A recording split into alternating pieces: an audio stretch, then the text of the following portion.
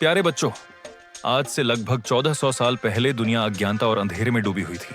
लेकिन फिर 17 रबीउल अव्वल की वह मुबारक सुबह आई जिसने पूरी कायनात का नक्शा बदल दिया। यह कहानी उस महान क्रांति की है जिसकी गवाही न सिर्फ मक्का की धरती बल्कि ईरान के बड़े बड़े महलों ने भी दी। ईरान के शाही महल में कंपन।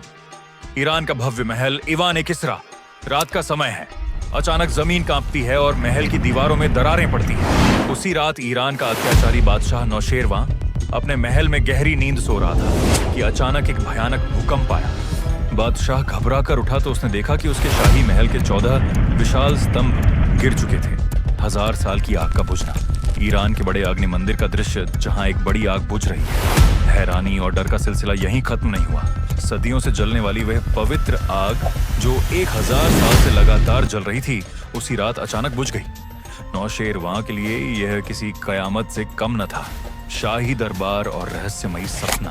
दरबार में बादशाह सिंहासन पर बैठा है। उसके चारों ओर डरे हुए मंत्री खड़े हैं। बड़ा धार्मिक नेता मोबदान ए मोहब्बत सामने आता है। नौशेरवां, ए मोबदान, ये कैसी आफत है? मेरे महल के स्तंभ गिर गए, आग बुझ गई। क्या तुमने भी कुछ देखा? मोबदान ए मोहब्बत, जहां पनाह, मैंने एक डरावना सपना देखा है कि अरबी घोड़े और ऊंट दजला नदी पार कर हमारे देश में आ गए हैं। ये अरब से आने वाले बड़े तूफान की निशानी है। सतीह काहिन की भविष्यवाणी।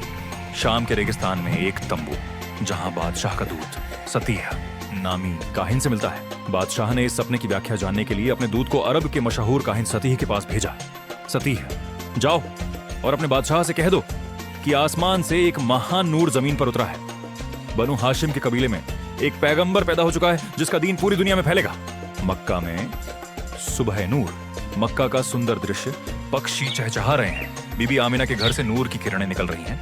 वाचक, उधर मक्का में बीबी आमिना के घर इंसानियत के सरदार हजरत मोहम्मद मुस्तफा सल्लल्लाहु अलैहि वसल्लम की पैदाइश हुई। आवाज गूंजती है, ला इलाहा इल्लल्लाह। वाचक, आपकी जबान पर पहला कलमा यही था कि अल्लाह के सिवा कोई इबादत के लायक नहीं और मैं अल्लाह का रसूल हूं। दोस्तों, यह था वह महान परिवर्तन जिसने कुफ्र और बुत परस्ती की बुनियादें हिला दी। ये छोटा बच्चा बड़ा होकर पूरी इंसानियत के लिए रहमत बनने वाला था।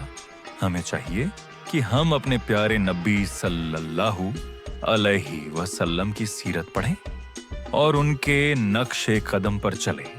सब्सक्राइब करें और देखें अगली कड़ी चांद के टुकड़े।